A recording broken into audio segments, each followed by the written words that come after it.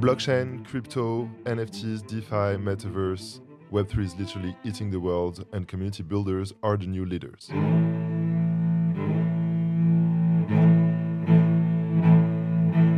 Hi everyone, I'm Bilal El Alami, co-founder of Pirates Lab, a startup studio fully dedicated to Web3 startups.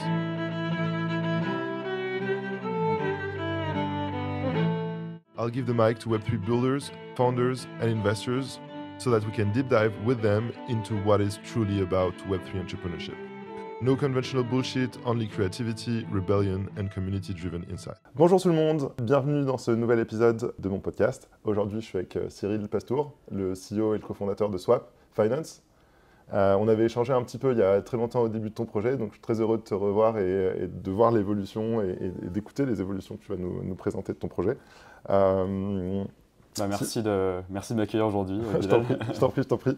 Cyril, vas-y, sans plus attendre, présente-toi un petit peu. Dis-nous où est-ce que tu as grandi, qu'est-ce que tu faisais dans ton enfance qui a fait que tu es devenu entrepreneur aujourd'hui? Alors, moi, je m'appelle Cyril Pastour. Je suis le cofondateur et co-CEO de Swap, qui est une société que j'ai montée il y a à peu près 1 an et demi avec mon cofondateur David Bouba.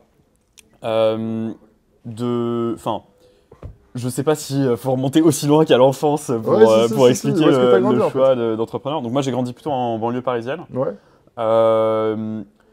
Globalement, je pense que j'ai toujours été quelqu'un d'hyper curieux. Enfin, j'ai toujours aimé, on va dire, tout ce qui était idées nouvelles, idées qui pouvaient pas forcément.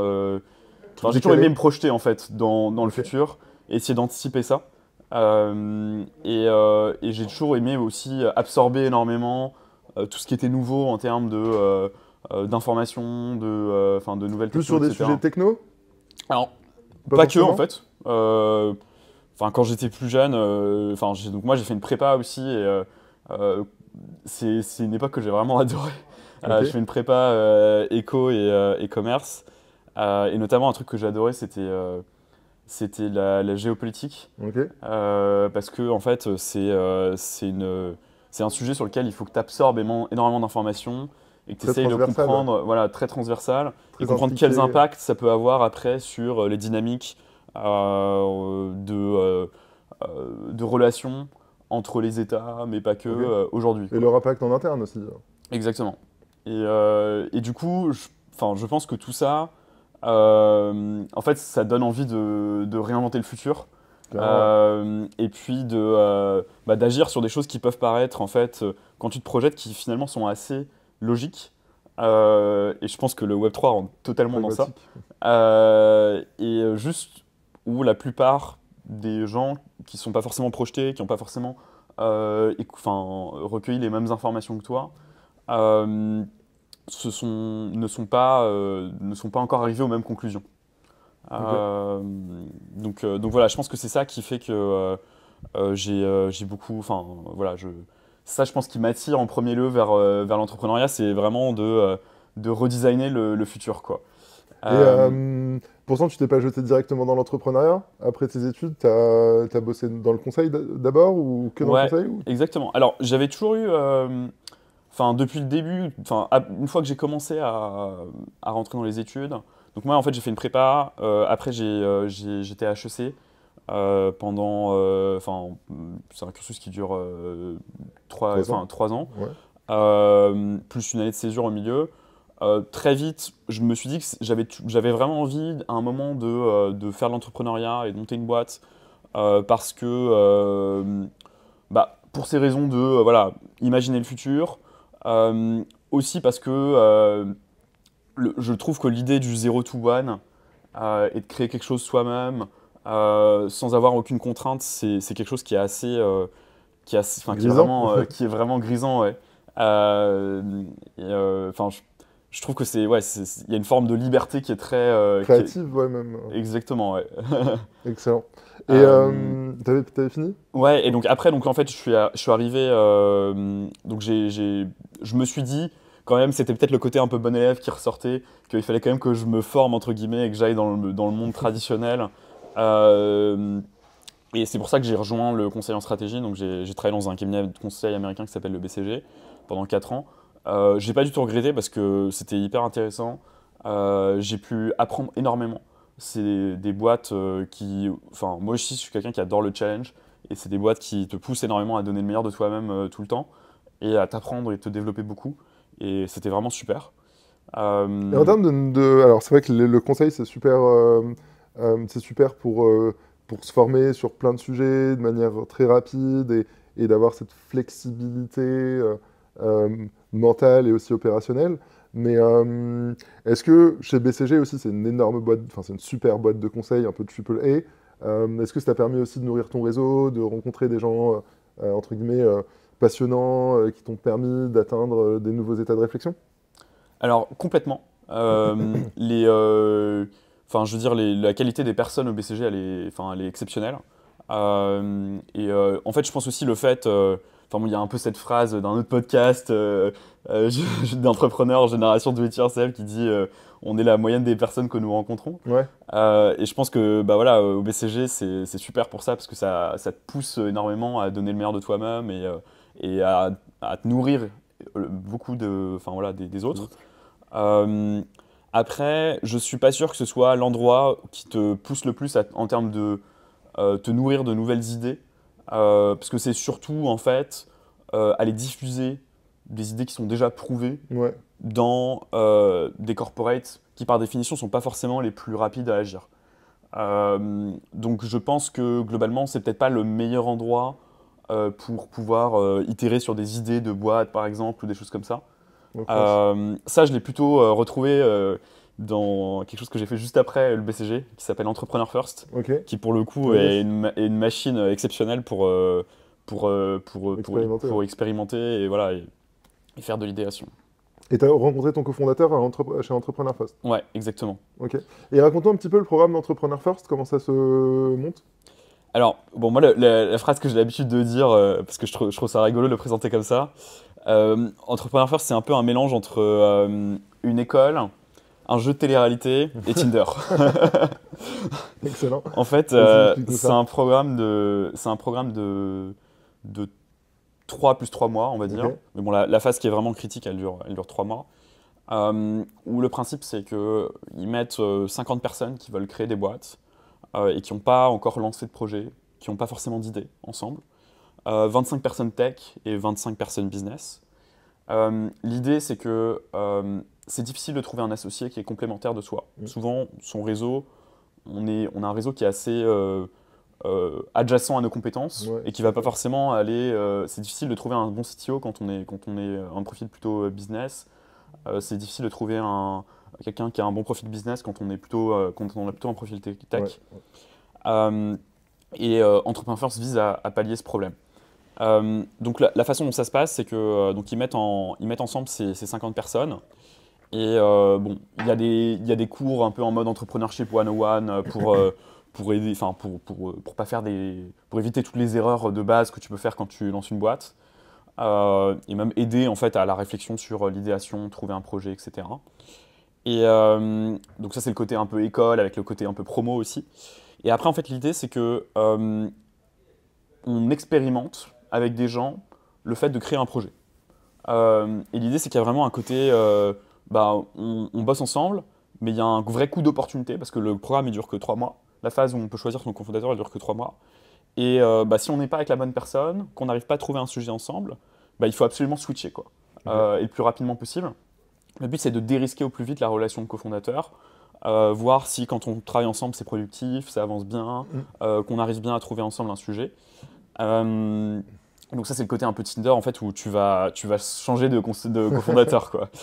Tu vas swiper un peu et à la fin ils décident ou pas d'investir dans ton projet. Donc ça c'est le plus côté télé-réalité entre Ok. guillemets où t'as le jury à la fin. Et ils investissent dans Et... combien de boîtes parce que du coup, ça fait 25 potentielles boîtes. Ouais, alors pour te donner un exemple, dans ma promo, alors je sais plus si on était entre 50 et 60 et à la fin ils ont investi dans 8 boîtes. Ok. Donc tu vois ça fait à peu près un taux de Ouais. transformation qui est de l'ordre de 25%. Ouais, 25-30, ok. Ouais, Intéressant. 25-30%. Ouais. Et tous les autres, ils essayent. Bah, en fait, après, les gens, voilà. Enfin, en fait, ce qui est génial, c'est que c'est une très bonne, c'est un cadre très safe pour expérimenter le fait de monter une boîte Mm. deep tech, parce qu'ils sont concentrés sur les sujets deep tech, et ça permet d'accélérer beaucoup. Enfin, d'accélérer beaucoup Déjà, il y a plein de boîtes qui se créent en fait, qui auraient jamais vu le jour sans Entrepreneur First, parce qu'ils connectent des mondes pas forcément, qui sont pas forcément liés. Et puis ensuite, je pense que c'est un moyen très safe d'expérimenter l'entrepreneuriat. Et donc après, bah, il y a des gens qui restent dans l'entrepreneuriat et qui continuent à essayer d'itérer peut-être sur d'autres formes de business model, parce que, encore une fois, Entrepreneur First finance uniquement, enfin principalement des business vraiment deep tech, donc avec un time to market qui est assez long. Ouais. Tu vois, des business vraiment plus product ou plus fondés sur du sales, Ouais, du marketing, ok. ils vont moins regarder ça. Ouais, bien sûr. Donc il y a des gens qui après vont monter des business qui sont plus dans cette veine-là et qui n'ont pas forcément de composante deep tech. Euh, et puis après, tu as aussi des gens soit qui se disent que finalement c'était pas fait pour eux l'entrepreneuriat et que ils reviennent dans des cadres qu'ils connaissaient plus avant, ou alors ils vont aller dans des startups qui ont un stade Ouais. de maturité un peu plus avancé, qui sont en seed, en Series A ou dans des scale-up. Enfin, c'est assez varié, quoi. Ok, super intéressant. Et du coup, Swap Finance faisait partie des 8 sélectionnés? Exactement. Donc nous, on a été, en fait, on s'est rencontré avec David dans le cadre de ce programme, et puis on a été financé par Entrepreneur First. Voilà. Excellent, excellent, excellent. Ok, du coup, maintenant, rentrons un petit peu plus dans Swap Finance et le projet et le produit. Du coup, donc l'origine vient de Entrepreneur First, mais est-ce que l'idée que vous aviez en sortant de Entrepreneur First, c'est toujours la même idée? Comment est-ce qu'elle a évolué? Raconte-nous un petit peu ce qui s'est passé après, enfin, ce que vous voulez faire avec Swap Finance. Ouais. Alors, en fait, nous, notre mission chez Swap, c'est de permettre à n'importe quel type d'investisseur, que ce soit un particulier, plus un institutionnel, ou même une DAO, un protocole, d'avoir accès à des stratégies de rendement qui soient passives et profitables, fondées sur le market making. Ok, Le market making, c'est une activité qui est très répandue en finance. L'exemple le plus simple que tout le monde connaît, c'est le courtier à l'aéroport qui permet d'échanger des euros contre des dollars, moyennant une commission. En fait, le problème que va résoudre le market maker, c'est celui de la liquidité sur un marché. C'est-à-dire que quand tu as des actifs financiers notamment, si tu veux pouvoir les échanger, il faut que tu puisses trouver quelqu'un qui est en prêt contrepartie, à ouais. te les vendre à la même quantité, à un prix sur lequel vous êtes d'accord. Et ça, c'est très difficile à faire en pratique. Et donc, du coup, les market makers se positionnent au milieu, c'est-à-dire qu'ils vont avoir des inventaires de chacun des deux actifs. Donc, dans mon exemple, l'euro et le dollar. Euh, ils vont permettre aux gens qui veulent acheter de l'euro de l'acheter immédiatement à un prix qui est très proche du marché, et à ceux qui veulent du dollar de faire pareil. Et donc du coup, le market maker, en fait, il va se rémunérer sur ce service de liquidité par une commission. Enfin voilà, donc à l'aéroport, c'est fait par des courtiers, c'est un business un peu basique, je dirais, enfin Ouais. très, Du très bureau de retail. change, quoi. Ouais. Voilà, du bureau de change. Mais en fait, sur la plupart des marchés financiers, c'est plutôt des fonds de market making qui opèrent et qui ont des stratégies quantitatives très complexes, avec des infrastructures aussi très très avancées, Optimisé, ouais. très optimisées, exactement. Et en fait, à la fin, c'est des fonds, en fait. C'est des stratégies qui visent parce qu'en fait, elles requièrent de la liquidité, ces Ouais. stratégies. Donc on a besoin d'avoir à la fois de l'euro et du dollar pour pouvoir échanger de l'euro et du dollar. Euh, et du coup, elles sont opérées par ces fonds. Voilà. Ok. Et en fait, nous, le problème qu'on vise à résoudre, c'est que, en fait, il y a plusieurs. Aujourd'hui en crypto, il y a deux types d'acteurs en market making. Il y a les market makers traditionnels qui sont très similaires À la à la TradFi, TradFi, c'est-à-dire c'est exactement. des traders, quoi. Exactement. Donc Wintermute, Jump Trading, mais aussi Three Hours Capital, Alameda Research, enfin voilà. Mm. Donc tous des acteurs qui sont pas forcément comportés de façon très éthique, et ce qui a conduit à des catastrophes industrielles. Mm. Et de l'autre côté, il y a Parce que c'est vrai que le market making dans le monde traditionnel est beaucoup plus régulé que le market making dans la crypto, ouais. bien entendu. Du coup, il n'y a pas tous ces murailles de Chine. Et en effet, ouais, Alameda prenait des positions short sur des listings sur FTX. C'était pas très fair, quoi. Exactement. Du coup, vas-y, continue, excuse-moi, je t'ai coupé. Non, il n'y a pas de souci. Et du coup, le deuxième type d'acteurs, ce sont les automated market makers, comme Uniswap, Balancer, etc. Et en fait, le problème des market makers traditionnels, c'est que, premièrement, si on veut pouvoir accéder à leur stratégie, devenir liquidity provider dans ces fonds, il faut avoir un ticket qui est suffisant, il faut avoir une size suffisante. Donc il faut être soit une institution, soit quelqu'un de très très riche, ou alors être vraiment très très bien connecté à ces personnes-là. Le deuxième problème, c'est que les stratégies, elles ne sont pas transparentes. C'est-à-dire qu'on n'a aucun moyen de vérifier comment est-ce que le yield qui est produit par le market maker, il est produit, avec quel niveau de risque. Et typiquement, c'est ce que faisait Three Arrows Capital, c'est-à-dire que en fait, il prenait un niveau de risque qui était bien supérieur à celui qui était déclaré au liquidity provider. Okay. Et donc ça, le problème que ça cause, c'est que en fait, quand tu es LP, tu n'as aucun moyen de vérifier que ton niveau de risque il est bien, celui pour lequel tu as souscrit. Okay. Et par ailleurs, c'est aussi le cas en finance traditionnelle. Bon, c'est pas vraiment un market maker, mais tu as le même problème sur certains hedge funds. Et donc le parfait exemple de ça, c'est Bernard Madoff. D'ailleurs, j'imagine que ça parlera aux, aux personnes qui écouteront ce podcast, parce je crois qu'il y a un documentaire sur Netflix en ce moment. Ouais, qui est très stylé. Mais je sais pas si tu l'as. Ouais, je l'ai vu. Tu l'as vu. Et en fait, un des problèmes de Madoff, c'est qu'il promettait un rendement assez astronomique. Voilà, astronomique, assez LP. Mais personne n'avait le moyen de vérifier comment il était fait. Ouais, tout à fait. Et du coup, il a pu masquer en fait complètement le Ponzi, quoi. Alors que si on avait eu un moyen d'auditer comment ce rendement était fait, il n'aurait jamais pu faire son Ponzi, parce que ça se serait vu tout de suite. Tout à fait. Donc voilà. Donc ça, c'est le problème des market makers traditionnels et les automated market makers. Alors, les AMM, en fait, ils corrigent tous ces problèmes. Enfin, il y a aussi d'autres problèmes qu'on n'a pas évoqués, de custody, qui sont des problèmes assez classiques en crypto, et plus un coût d'opportunité, qui est plus le fait que ces stratégies ne sont pas interopérables. Bon, là, on commence à rentrer un peu dans la technique de la DeFi, mais c'est-à-dire qu'en fait, on ne peut pas composer des produits, les stratégies des market makers avec d'autres protocoles. Et pour moi, ça, c'est un des grands axes qui fera que la DeFi va devenir à terme une infrastructure beaucoup plus efficiente que la finance traditionnelle. Et en fait, le problème des automated market makers, c'est qu'eux, ils résolvent tous ces problèmes. Ils permettent aussi des choses très intéressantes. Par exemple, le fait de pouvoir lister des actifs sans avoir besoin d'un échange centralisé. Et donc ça permet en fait l'émergence de communautés qui sont très petites et qui ont, parce que ça coûte très cher de lister il y a beaucoup de barrières liées au listing d'un actif sur un échange centralisé.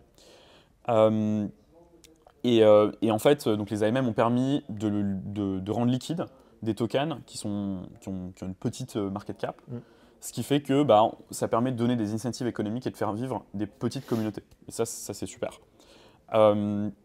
En revanche, le principal problème des automated market makers, c'est que les stratégies qu'ils proposent à leurs LP ne sont pas rentables. En fait, il y a beaucoup d'études qui montrent ça. Quand on prend du recul, les stratégies qui sont, donc quand vous êtes LP sur un AMM, en moyenne, vous perdez de l'argent et vous avez un risque qui est très élevé. En général, en finance, quand on veut évaluer le potentiel d'une stratégie, on regarde sur deux prismes, le retour moyen et le risque. Et en fait, quand on analyse celui des AMM, on se rend compte que c'est plus proche de stratégies de casino que de stratégies d'investissement. Okay. En fait, quand tu es LP sur un AMM, globalement, tu as des chances, donc en moyenne, tu es perdant, tu as des chances assez significatives de gagner beaucoup d'argent, mais tu as encore plus de chances d'en perdre. Donc en fait, c'est un peu comme si tu jouais à la roulette. Okay. Voilà. En gros, pour récapituler un petit peu ce que tu dis, pour ceux qui ne connaissent pas forcément super bien ce jargon, donc là on parlait des AMM, donc deux pools qui sont gouvernés par ce qu'on appelle la constant product pour définir le prix. Toi, ce que tu dis, c'est que quand tu apportes en tant qu'LP provider dans ces pools, tu apportes la paire de tokens.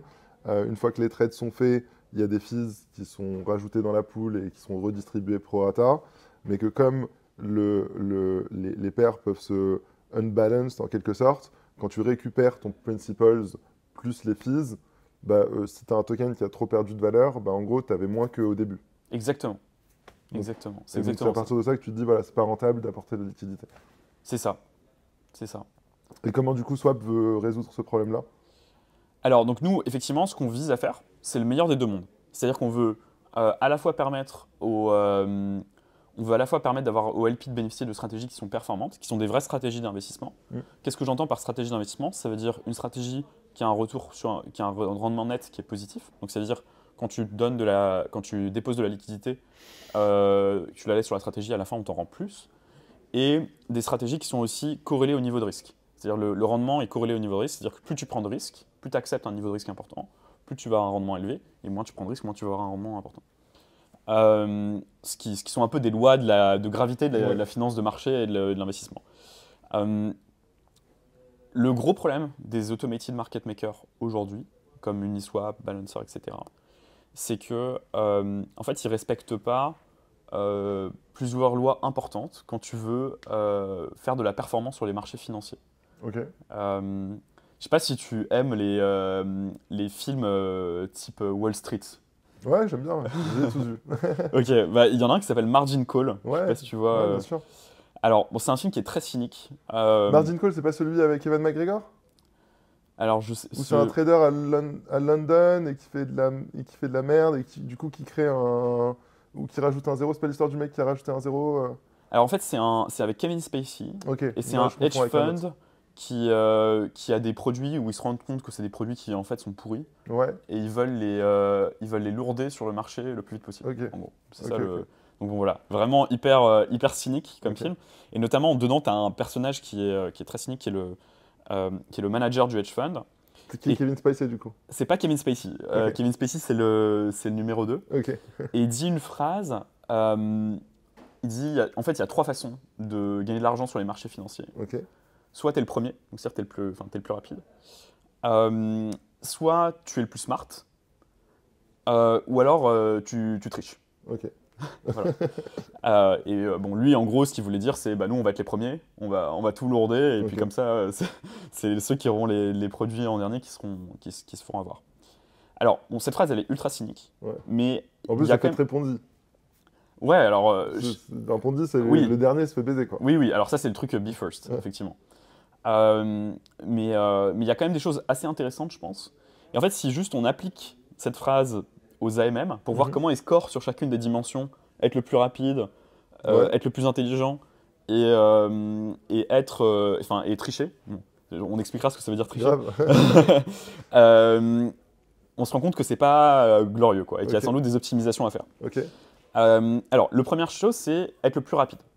Alors, en fait, en DeFi, il y a quelque chose, alors je vais rentrer un peu dans la technique, mais il y a quelque chose qui s'appelle la Miner Extractable Value, Ouais. ça s'appelle la MEV, et en fait qui permet à des acteurs, enfin souvent qui sont c'est des bots, Ouais, des arbitrageurs. ouais, en fait, d'aller regarder quelles transactions vont passer dans la blockchain en avance, et de payer plus de gas fees pour pouvoir profiter de ces transactions-là. Bon, c'est très technique, mais en gros, ce qu'il faut comprendre, c'est que globalement, les AMM, ce sont des smart contracts qui sont déployés sur la blockchain. Ils subissent la MEV comme tout autre smart contract, mais il n'y a pas vraiment d'optimisation par rapport à ça, donc c'est plus, enfin, on ne peut pas vraiment les juger sur cette dimension. Ok. Je n'ai pas très bien compris ce que ça voulait dire être le premier appliqué aux AMM. Il y a pas pour un LP, ça ne veut pas dire grand-chose, Ouais. globalement. Il y a un peu d'extraction de valeur qui est faite au niveau des traders sur les AMM. Ok. C'est-à-dire que les traders vont se faire exploiter par des personnes qui font de la MEV. Ouais. Ils vont perdre de l'argent à cause de ça. Mais pour les LP, ça ne change pas grand-chose. Donc, Ok. donc en fait, il n'y a pas vraiment de... on ne peut pas vraiment leur donner de bons ou de mauvais points sur cette Ok. dimension, Ok. en gros. Ok. Le deuxième point, c'est celui d'être intelligent. Mm. Alors, moi, je traduirais ça par avoir les bonnes maths pour résoudre le problème qu'on cherche à résoudre. Ok. Et en fait, le problème du market making, c'est un problème qui est très ancien en finance classique. Ouais. La littérature, elle a émergé dans les années 80. Bon, il y a eu plein d'optimisations qui ont été faites depuis. Mais en fait, on sait très bien comment créer des modèles de market making qui sont efficaces en finance traditionnelle. Et en fait, les automated market makers utilisent une formule qui est très basique, qui s'appelle la Constant Product Formula, et qui n'est pas du tout adaptée au problème du market making. Et nous, Ok. ce qu'on pense chez Swap, c'est que la DeFi change énormément de choses. ça change, enfin ça rend accessible à n'importe qui des services financiers, ça amène des gains d'efficience, de sécurité, de transparence, mais ça ne change pas les maths, fondamentalement. Tu peux avoir des optimisations, des changements qui doivent être faits pour adapter les modèles à l'infrastructure, mais il n'y a pas de raison que l'équation qui permet d'optimiser ce problème, elle diffère, que ce soit en DeFi ou en TradFi. Et voilà. Et le problème aujourd'hui, c'est que les AMM utilisent des maths qui sont juste pas adaptés aux problèmes qu'ils cherchent à résoudre, ou en tout cas qui ne sont pas les sont pas optimales. Très simple. C'est ça, exactement. Alors même que, tu vois, il y a vraiment une quantité de littérature qui existe énormément. Et donc nous, ce qu'on fait chez Swap, c'est que en fait, on a fait un partenariat avec des chercheurs en market making via un institut qui s'appelle l'Institut Louis Bachelier. Donc ces personnes sont des mathématiciens qui travaillent avec nous et qui nous aident à adapter les modèles les plus avancés de la finance traditionnelle au contexte de la DeFi. Donc en fait, on essaie de prendre vraiment la Rolls des modèles de finance traditionnelle et de les adapter à la DeFi. Et c'est comme ça qu'on se distingue par rapport aux AMM traditionnels. Et après, il y a un dernier point sur lequel on se distingue, alors, qui est le point tricher. Alors, qu'est-ce que ça veut dire tricher dans la bouche de ce personnage de Margin Call? En fait, tricher dans sa bouche, ça veut dire insider trading, donc délit d'initié. Et finalement, si on généralise la chose, ça veut dire avoir plus d'informations que les autres. Globalement, on peut dire qu'il y a un peu 3 niveaux d'informations dans un marché. Et bon, après, tu peux te mettre entre les différents points, mais tu as le premier niveau où tu n'as accès à aucune information extérieure. Tu as juste accès à ta propre information. Tu ne regardes pas ce qui se passe autour. Tu as un deuxième niveau qui est tu as accès à toute l'information publique. Donc tu sais ce qui se passe autour, tout ce qui est public. Donc, par exemple, je sais pas, par exemple les prix sur Binance. Ouais. Voilà. Et après, tu as un troisième niveau qui est tu as accès à une information privée. Et ça, c'est illégal, c'est du délit d'initié, et c'est ça qu'il appelle tricher. Mais le problème, c'est que les automated market makers d'aujourd'hui, ils ne sont pas au niveau 1, ils sont au niveau 0. C'est-à-dire qu'ils n'utilisent aucune information extérieure. Et donc, du coup, c'est vrai, ok. Ouais, en fait, pour déterminer un prix, comme ils utilisent la fameuse constant formula, et qu'ils n'utilisent aucune information extérieure. Ouais, tout à fait. Et ce qui fait qu'en fait, ils se font avoir énormément, quoi. Ils ont beaucoup de volume, beaucoup de gens qui tirent profit du fait qu'ils ne sont pas informés. Et donc nous, ce qu'on propose chez Swap, c'est évidemment pas de tricher et d'avoir du délit d'initié, mais c'est juste d'utiliser l'information publique. Ce que les market makers font sur les marchés traditionnels, et ce qui est normal dès que tu veux faire du rendement sur un marché financier. Et donc nous, ce qu'on fait concrètement, c'est qu'on utilise des flux d'informations extérieures qui vont nous permettre de savoir en temps réel combien s'échangent les actifs sur les autres échanges. Et on va pouvoir ensuite intégrer ces informations dans notre calcul du prix qu'on propose pour les utilisateurs. Voilà. Donc c'est comme ça qu'on arrive à avoir du coup des performances qui sont beaucoup plus intéressantes que les AMM traditionnels. Ça s'appelle des performances. Ça veut dire moins de risques, le ratio risk-reward est plus intéressant. C'est ça qui s'appelle être plus performant. Exactement. Alors en fait, aujourd'hui, concrètement, chez Swap, on a une V1 qui est live depuis quasiment 11 mois, donc quasiment un an sur Polygon. Donc Polygon qui est une layer 2 sur Ethereum. On a une seule pool, qui est une pool BTC, ETH, USDC. En fait, le but de Swap V1, c'était de montrer qu'on pouvait faire... Pourquoi une pool à 3 tokens ? Alors, c'était le modèle de la V1, qui était un modèle en fait, qui permettait de supporter plusieurs tokens en même temps dans le pool. À la balancer, quoi. À la balancer, exactement. Ce qu'on a réussi à montrer avec cette pool, c'est qu'il est possible de faire du market making on-chain, donc comme un AMM, de façon rentable. La stratégie qu'on a employée, c'était une stratégie qui visait à minimiser ce qu'on appelle les impermanent loss. Donc les impermanent loss, en gros, en fait, c'est toute la partie où les AMM vont perdre de l'argent, quoi. En gros, un AMM, il va récupérer des frais de trading à chaque fois que quelqu'un échange. Ça va provoquer une modification de l'état de la pool. Et en fait, eux, généralement, ce qu'ils font, c'est qu'ils affichent uniquement la partie où ils gagnent, mais il y a toute une partie où ils perdent. qu'on appelle l'impermanent loss en DeFi. Et donc nous, notre pool, en fait, depuis qu'elle existe, elle a 0,1% d'impermanent loss. Ok. Ce qui est très faible comparé aux autres AMM. Donc l'impermanent maximum qui a eu lieu sur les LP était de 0,1%. Ok. Bah, le total, en fait, Ouais. sur l'année de l'impermanent Ah, loss, le total sur l'année? Ouais. C'est pas le max?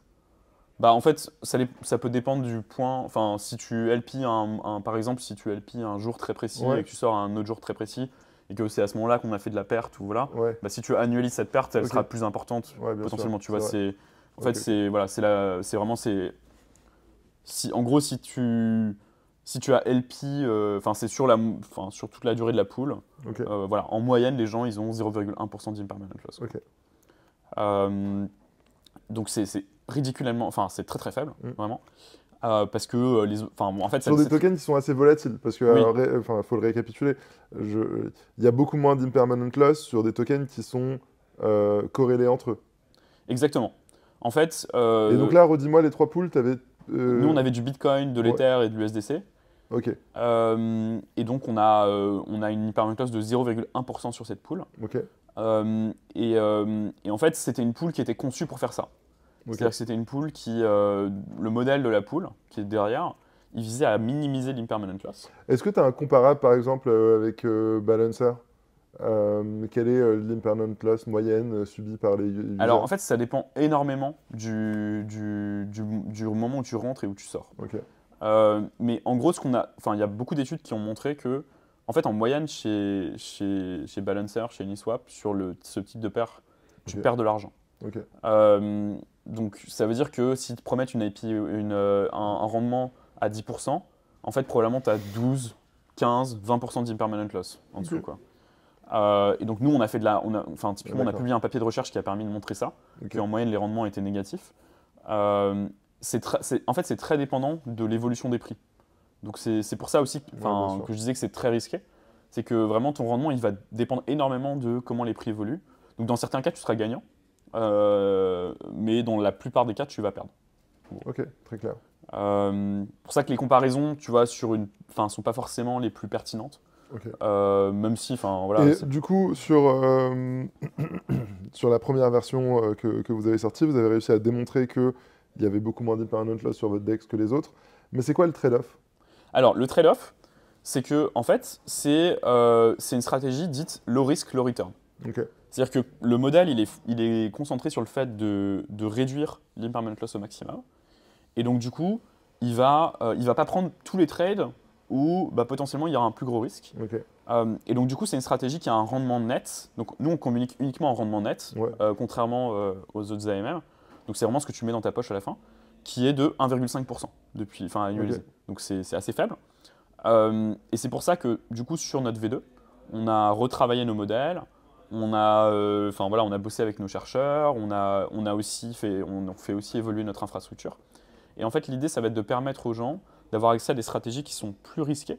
Parce qu'en fait, aujourd'hui, la stratégie qu'on a sur Swap V1, elle a une standard deviation, qui est en fait la mesure du risque que tu utilises en général dans les produits financiers, mhm, qui est 10 fois inférieure à celle des AMM traditionnels ok, et qui est de l'ordre de 2 fois celle de AV. Donc c'est un produit Ok. qui est à peu près, qui est dans les mêmes, ordre de grandeur. dans les mêmes ordres de grandeur en termes de risque que des produits de lending Ok. collatéralisés. Et, Intéressant. et en fait, et voilà. Et donc du coup, dans la V2, l'idée, ça va être de proposer des produits qui ont un risque peut-être qui reste 3 à 4 fois inférieur à celui des AMM traditionnels, Mm. mais avec des rendements qui seront beaucoup plus importants parce qu'on va être capable justement de... Et tu vas de proposer prendre- plusieurs stratégies où les mecs vont pouvoir se positionner en fonction de leur niveau de risque qu'ils veulent accepter? Ouais, c'est l'idée à terme, c'est de Ok. pouvoir proposer... Alors aujourd'hui, ce qu'on se rend compte, c'est que le produit low risk, low return, il n'a pas forcément... Enfin, tu vois, il y a encore assez peu d'appétence pour ce genre de produit dans le marché actuel, surtout de la part de protocoles qui sont vus peut-être un peu plus jeunes. Ouais. Et en revanche, voilà, les gens sont peut-être plus intéressés par des produits un peu plus risqués, donc du coup, c'est aussi pour ça qu'on fait... Bah, c'est sûrement ça la de- balance entre, tu vois, l'aspect un peu degen qui veut du yield, mais en fait c'est pas la finalité, le yield, comme tu as très bien dit. Le risque associé, ça se trouve, il n'est pas du tout ajusté. Et en fait, c'est un processus de decision making qui est totalement erroné. Ouais. Et à contrepartie, un truc plus proche de ce qu'on retrouve dans la finance traditionnelle, du capital garanti, de quelque chose de transparent qui peut accepter des gros sous, en fait. Et en fait, eux, ils sont pas prêts. Et eux, en vrai, ils sont pas éduqués financièrement pour comprendre la proposition de valeur. Donc c'est vrai que c'est un positionnement assez difficile, ouais, je comprends. Exactement. Donc voilà, c'est pour ça qu'on fait évoluer notre modèle vers des produits un peu plus. By the way, vous avez un token? Alors, donc nous, en fait, on veut être un projet décentralisé. Ouais, Donc on n'a pas de token qui est live aujourd'hui. ok, Ce qu'on a toujours déclaré, c'est que bah, voilà, on voulait que nos early users soient récompensés pour les risques qu'ils prennent à déposer de la liquidité. ouais, Et donc du coup, on a un programme, ce qu'on a appelé de Retroactive Liquidity Mining. Donc en fait, le principe, c'est que ceux qui déposent de la liquidité sur le protocole Swap mhm, récupéreront des tokens le jour où il sera live, au prorata ok, de la liquidité qu'ils ont déposée et ok, du temps qui passe dans la pool. bien En sûr. fait. Voilà. Donc Classique. l'idée, c'est de pouvoir avoir une posture un peu équilibrée où on récompense les premiers users qui du coup bah, forcément prennent plus de risques que les autres euh, parce que le modèle n'est pas forcément Ouais, encore complètement. Enfin, je veux dire, enfin, nous, on est très confort par rapport à nos ouais, produits, bah, mais vous êtes jeune, quoi. il y a toujours, voilà, il y a toujours, enfin, en tout cas, il y a une appréciation sur le marché qui est peut-être pas, voilà, qui prend du temps. Et raconte-nous là sur les 9 mois de votre V1, qui sont vos users, comment vous les avez sourcés, quelles sont les statistiques Ouais, alors en fait, donc nous aujourd'hui, on a à peu près 2000 LP. On a 2 millions de TVL et on a un mix de users qui est, je dirais, qui va de du retail traditionnel, donc des particuliers, Mhm. qui sont des users de la DeFi. Nous, on se concentre uniquement sur les gens qui utilisent déjà la DeFi à ce stade, parce qu'on estime que notre rôle, pour l'instant, c'est pas d'onboarder les gens dans l'écosystème, c'est plutôt d'améliorer les primitives existantes. Ok, Et du coup, on préfère aller parler à des gens qui ressentent le problème de pas pouvoir provider donner de la liquidité, déposer de la liquidité sur des solutions existantes parce que c'est trop risqué et Mhm. que ça fournit pas suffisamment de rendement. Voilà, on préfère attaquer ce public qui est déjà sensibilisé à ces questions-là. Euh, Aujourd'hui, du coup, on a ces gens qui utilisent la DeFi et on a aussi des institutionnels DeFi, ce que j'appellerais des institutionnels DeFi, donc des fonds qui font des stratégies DeFi, ok, voilà, qui utilisent la DeFi dans le cadre de leurs activités, quoi. ok, Donc c'est principalement les deux types d'utilisateurs qu'on a. ok, On les a sourcés de différentes manières. Enfin, il y a beaucoup de marketing sur les réseaux sociaux, notamment Twitter. On a aussi une communauté sur Discord qui est assez active. Après, il y a aussi tout ce qui concerne aller parler à des gens dans les conférences, parce que c'est souvent là où on retrouve les power users de la DeFi. Et alors pour la V2, en fait, on a l'objectif de commencer à travailler avec des partenaires, donc des protocoles. Et on n'a encore rien qui est concret, mais l'idée, ça va être de plus en plus. Enfin, je peux rien dire encore aujourd'hui, malheureusement. Mais voilà. c'est quoi l'idée? C'est de leur proposer de venir apporter la liquidité, de déposer leur trésorerie, Alors plutôt de composer de rendre avec toi? leur token liquide Ouais. en incentivant la liquidité pour pouvoir avoir un bootstrap de cette liquidité au début. Ah ouais, comme les Euh, systèmes de bribes Exactement. Ok. Voilà. Ok, intéressant. Ouais, c'est une Euh, bonne stratégie, ça. donc ça va être l'idée. C'est en fait avec la V2, on va passer d'une infrastructure qui est plus flexible et qui va nous permettre d'ouvrir plus de pools, plus de tokens différents. Et voilà. Et donc c'est comme ça qu'on va. Enfin, du coup, ça fait partie de notre stratégie de pouvoir proposer à des protocoles euh, de euh, euh, de rendre leurs tokens plus liquides sans avoir à supporter le coût. En fait, aujourd'hui, le problème qu'ont les protocoles, c'est que s'ils veulent augmenter la liquidité sur leurs tokens, ça leur coûte très cher. Parce qu'il faut qu'ils incentivent énormément la liquidité. euh, Parce que en fait, les pools sont des paniers percés, quoi. Ouais. Et en fait, les gens qui déposent de la liquidité, souvent, ils perdent de l'argent et ils commencent à s'en rendre compte. Donc, ils n'ont pas forcément très envie de déposer de la liquidité. Donc, si tu veux pouvoir avoir de la liquidité sur ton token, il faut beaucoup l'incentiviser pour pouvoir pour faire en sorte que ce soit liquide, quoi. Et donc, nous, avec notre modèle, en fait, si tu la bootstrap au début, après, normalement, comme c'est des stratégies qui sont rentables, bah, tu n'as pas forcément besoin de l'incentiver à ad vitam, quoi. Ouais, bien sûr. Donc, c'est beaucoup plus intéressant. Ok, hâte de voir comment ce lancement va se passer. Et j'aimerais revenir sur ta collaboration avec l'Institut Louis Bachelier. Ouais. Donc l'Institut Louis Bachelier, c'est des chercheurs en mathématiques financières. Qu'est-ce que tu vas chercher chez eux? Alors, Des analyses plus poussées, de la review de vos travaux, des nouvelles réflexions? alors, nous, ce qu'on a avec l'Institut Louis Bachelier, c'est qu'en fait, on finance une chaire de recherche chez Ok. eux. Donc, on travaille avec 3 chercheurs, notamment Olivier Guéant, Philippe Bergot et Louis Bertucci. Ce qu'on va chercher, en fait, c'est optimiser les équations de maths qu'on utilise pour nos modèles, concrètement. Ok. Donc, en fait, l'idée de la chaire, c'est de découvrir, enfin, c'est vraiment de pousser la recherche sur les AMM vers de nouvelles frontières. Et en fait, c'est vraiment de la recherche mathématique, quoi. C'est assez marrant. Et d'ailleurs, nous, en fait, on a été assez pionniers sur le sujet, parce qu'on a été les premiers en France, et je pense que dans le monde, il n'y a pas beaucoup de protocoles DeFi qui font ça.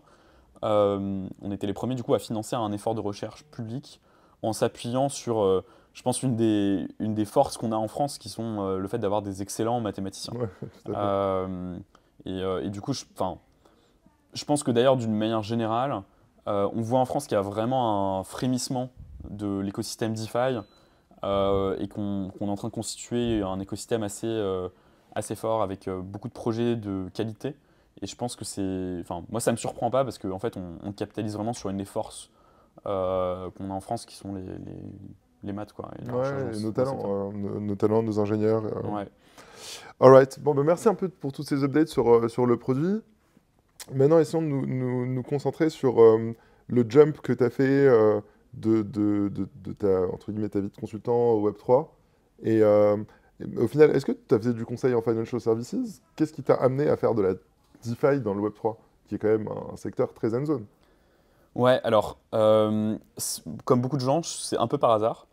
En fait, à HEC, j'ai fait ma dernière année en spécialisation en finance. Ok. J'ai toujours vraiment aimé la finance.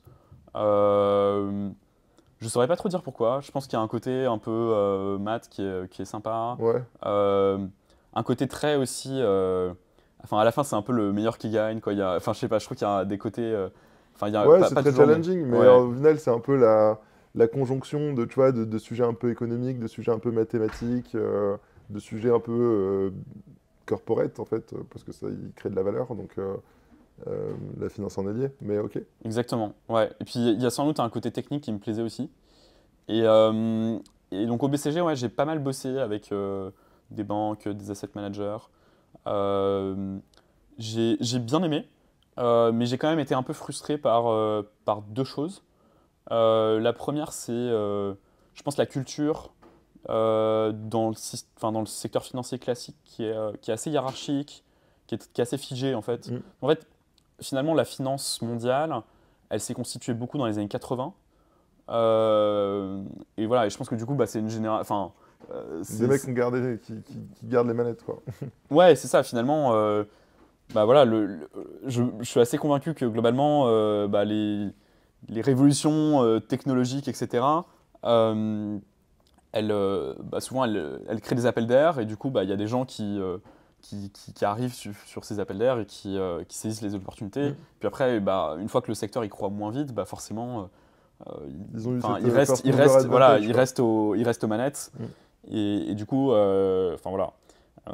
Je pense que c'est ça aussi qui fait que la culture est assez rigidifiée. Ouais.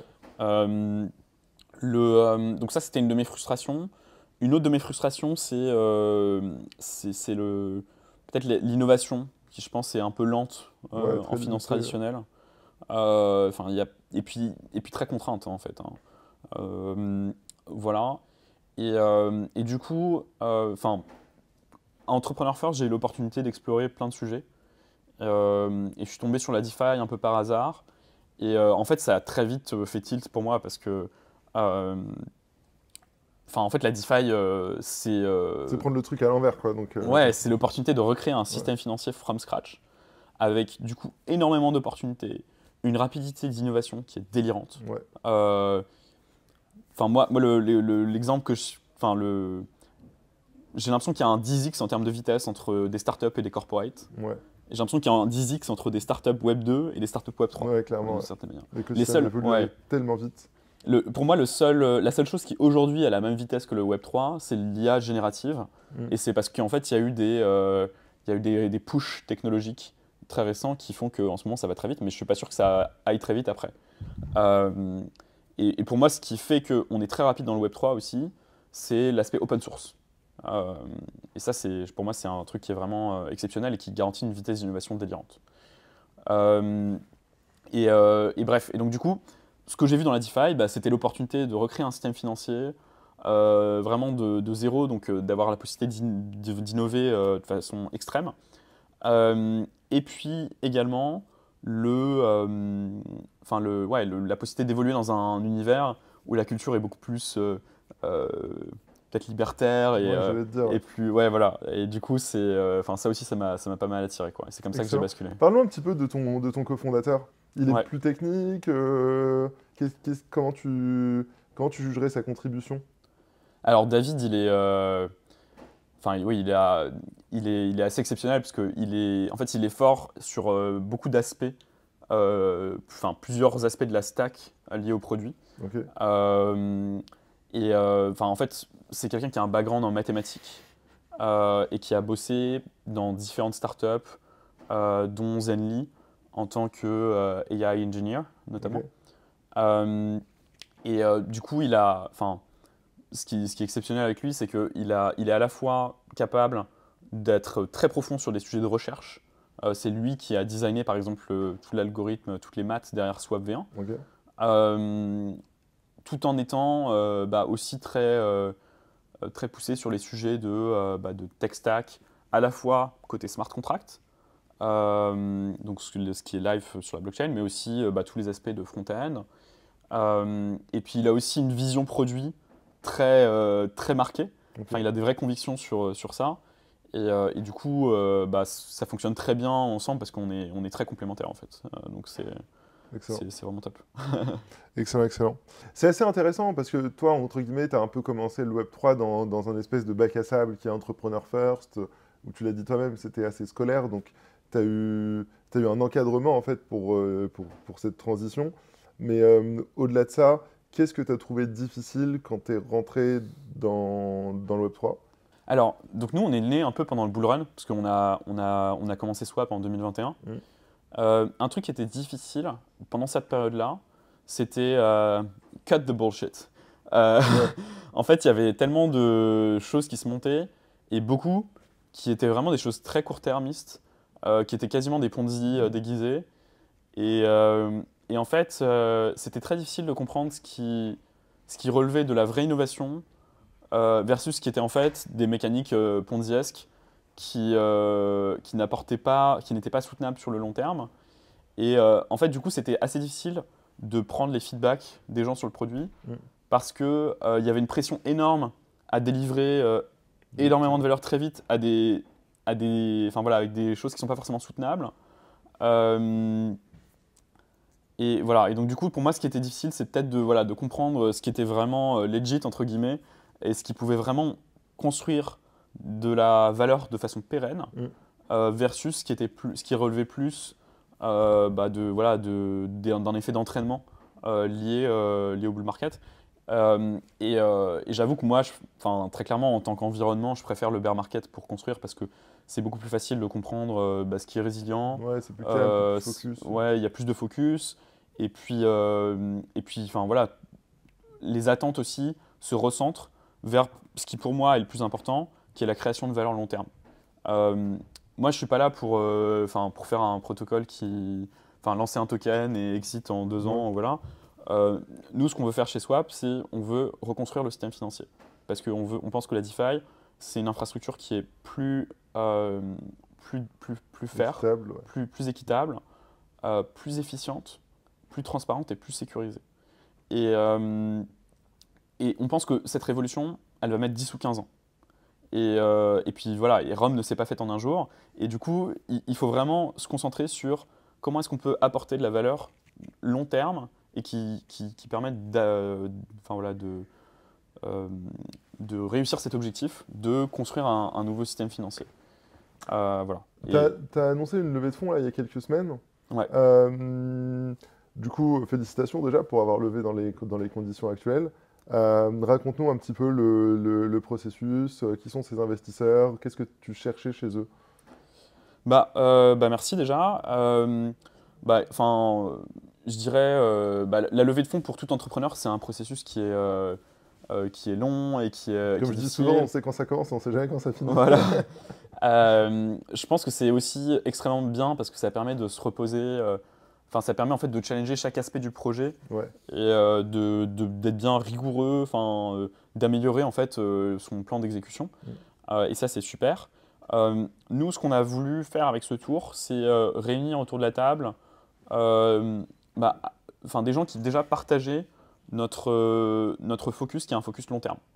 Euh, notre investisseur principal, enfin notre lead investor, c'est Signature Venture. C'est un fonds que je qualifierais de euh, deep tech crypto. C'est-à-dire qu'ils ok. ont que des protocoles qui ont vraiment des visées long terme en crypto. On a voulu aussi réunir plusieurs géographies parce qu'on pense que la DeFi, c'est un marché mondial Mm. et qu'il faut être capable d'adresser tout ça. Et donc, du coup, on a un fonds qui est spécialisé en DeFi qui s'appelle New Form Capital. On a aussi un fonds asiatique qui est aussi très porté sur les sujets DeFi qui s'appelle Sea Squared Ventures. Et après, ce qu'on a cherché à faire aussi, c'est à mobiliser des gens de l'écosystème qui, enfin, voilà, qui pourront, enfin, qui peuvent nous conseiller, nous ouvrir des portes. Voilà, donc c'est pour ça qu'on a par exemple des personnes comme Julien Bouteloup de Stake Capital, Pascal Gauthier de Ledger, Frédéric Montagnon, Thibault Hézières. Voilà. Et puis on a aussi des investisseurs qui sont plus US, parce qu'on ne voulait pas être. Encore une fois, l'idée c'est pas de créer un produit français, Franco-français, ouais. voilà. C'est plutôt d'avoir un produit qui adresse de façon mondiale le sujet le problème qu'on cherche à résoudre, qui est celui du market making en DeFi. Ok. Voilà. Euh, donc en termes d'investisseurs US, on a par exemple Richard Ma, qui est le fondateur de QuantStamp. Euh, voilà. Très cool. Et rappelle-moi, vous avez levé combien? C'est public cette info? Ouais, alors en fait, on a levé 4 millions et demi de dollars. Nice, Voilà. ok. Excellent, c'est une belle somme. Bah, on arrive sur la fin du podcast. J'aime bien demander aux entrepreneurs deux grandes questions en fait. Une sorte d'introspection sur eux-mêmes et je dirais depuis que tu as commencé Swap, qu'est-ce que tu aurais fait différemment? Pas dans le sens il y a un truc que tu regrettes, mais plutôt dans le sens il y a une meilleure manière de faire la chose et tu t'en es rendu compte a posteriori. Et après, plus autour des ressources, des gens que tu suis sur les réseaux, que tu considères comme des relais d'opinion que les auditeurs peuvent suivre. Ouais. Alors, la question de qu'est-ce qu'on aurait fait différemment, elle est pas évidente, je trouve. Euh, Peut-être, je dirais, pour moi, un truc qui est, ouais, un truc qui est important quand on est entrepreneur, c'est d'essayer de réussir à réunir très vite l'expertise sur lequel on n'est pas forcément, enfin voilà, Pro, ouais. pro soi-même. Et nous, tu vois, je pense qu'on a fait des vrais step change récemment avec des embauches, enfin qui nous ont vraiment, qui Fais ont step up. vraiment permis d'améliorer notre qualité d'exécution. Ok. Et du coup, ce que j'aurais fait différemment, c'est peut-être d'aller chercher cette expertise, tu vois, via des advisors ou peut-être de façon plus light, à des moments où on n'avait pas forcément les moyens pour Ouais. faire ces embauches, pour être capable de mieux exécuter plus tôt, Ok. je pense. Ouais, je pense que ça, c'est des choses que j'aurais changé. Bah, c'est souvent Euh, l'erreur qu'on fait.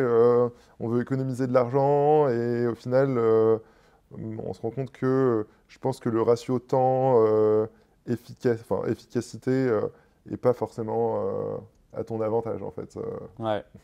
Mais ça, c'est une erreur qu'on fait tous.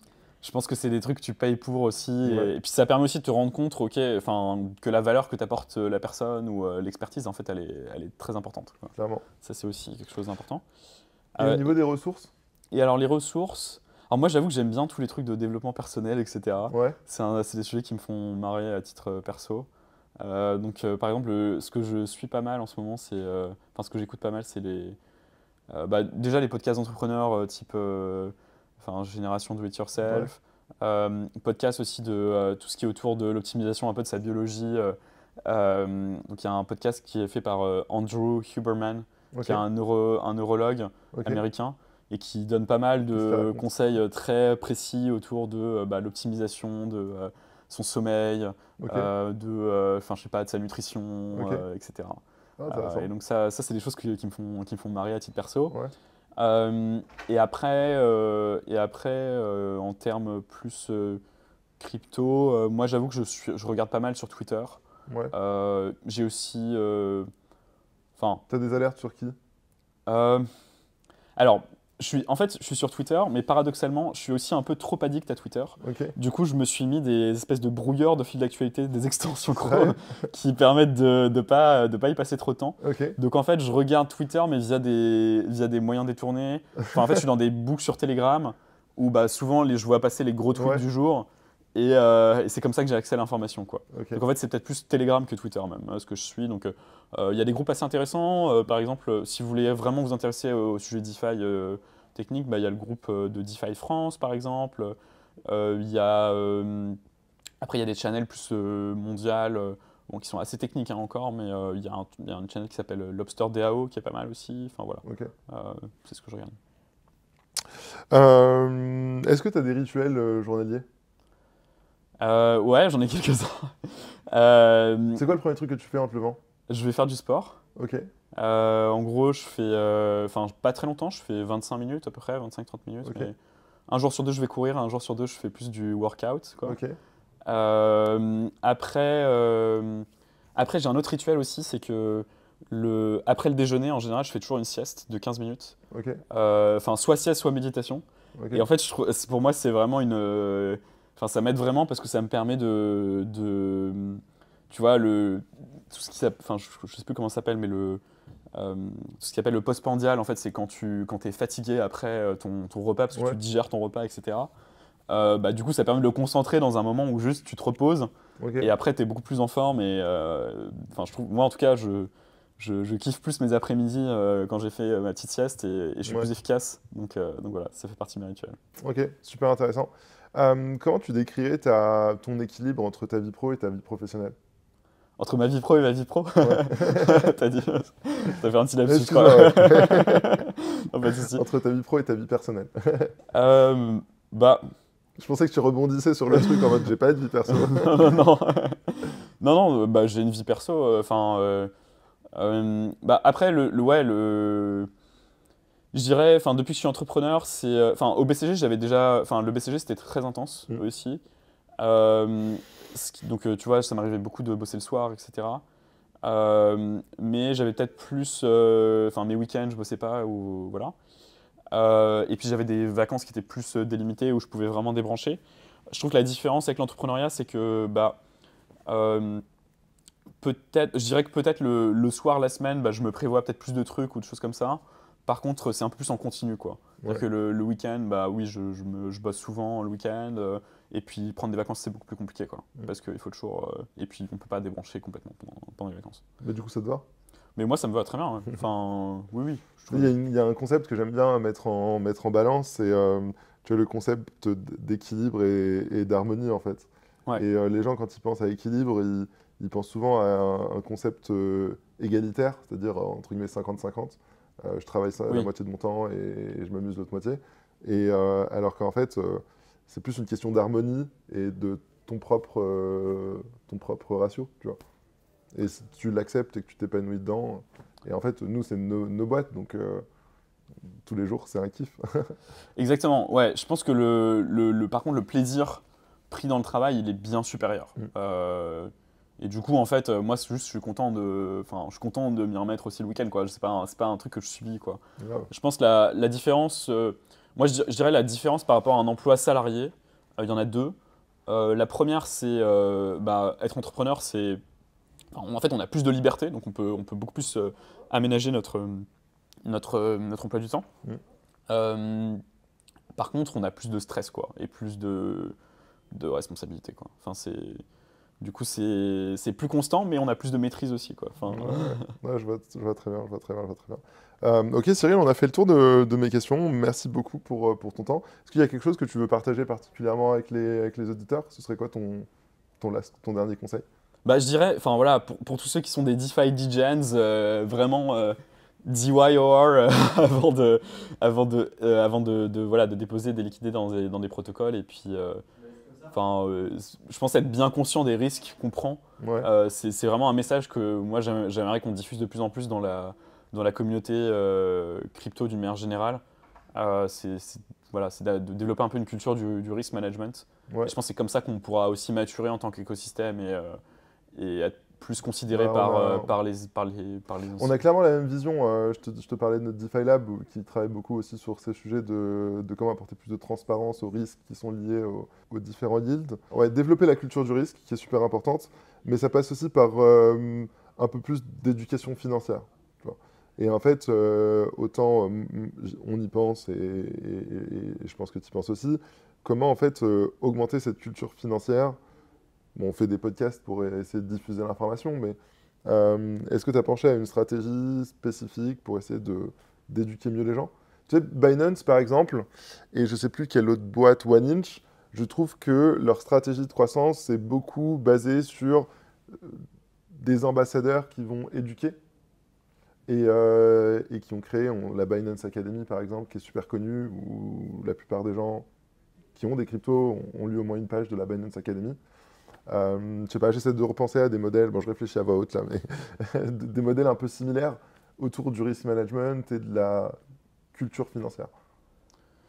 Je suis complètement d'accord avec toi. Enfin, c'est définitivement des sujets sur lesquels il faut qu'on planche et Mm. enfin, en tant qu'acteur de l'écosystème, on a une part à y jouer. Mm. Je pense qu'il y a un sujet, c'est que en fait, les gens qui sont aujourd'hui dans la DeFi sont avant tout des développeurs avant d'être des financiers. Ouais, Et c'est pour ça qu'il n'y a pas encore cette culture qui est présente. C'est à nous de la créer. Et d'ailleurs, enfin, quand tu prends un peu de recul, il y a beaucoup de choses. En fait, tu as l'impression que d'une certaine manière, en DeFi, on est en train de rejouer un peu l'histoire de la TradFi en accéléré, quoi. ouais, Et que tu vois, on se prend un peu toutes les pets qu'il y a eu ouais. en TradFi, on les refait, mais de façon Ouais, les évolutions très rapide. sont un peu, ou plutôt les milestones sont un peu similaires, quoi. Ouais. Et du coup, enfin, je pense qu'il y aurait sans doute de la valeur à. Et bon, et c'est un peu aussi le sens de ce qu'on fait chez Swap, à regarder un peu plus ce qui s'est passé en TradFi, arrêter de dire que c'est juste des boomers et qu'ils comprennent rien, Ouais. et puis voir comment est-ce qu'on peut leverager toutes ces centaines d'années en fait, de connaissances qui ont été créées pour pouvoir aller encore plus vite sur la création d'un meilleur système financier. Alright, bon bah sur ces belles paroles, Bah, merci beaucoup, Cyril, Bilal. merci beaucoup pour de t'être déplacé. D'habitude, j'aime bien aller dans les bureaux des gens pour faire les enregistrements, mais là, cette fois, t'es venu. Merci. Et ben merci à ceux qui nous ont écoutés aujourd'hui. Si vous voulez rejoindre la communauté, vous pouvez vous abonner à la newsletter sur pirateslab.com ou rejoindre le Discord de Pirateslab. Et n'hésitez pas à partager vos feedbacks, les personnes que vous voulez voir passer dans le podcast et les questions que vous voulez que je leur pose. Cheers!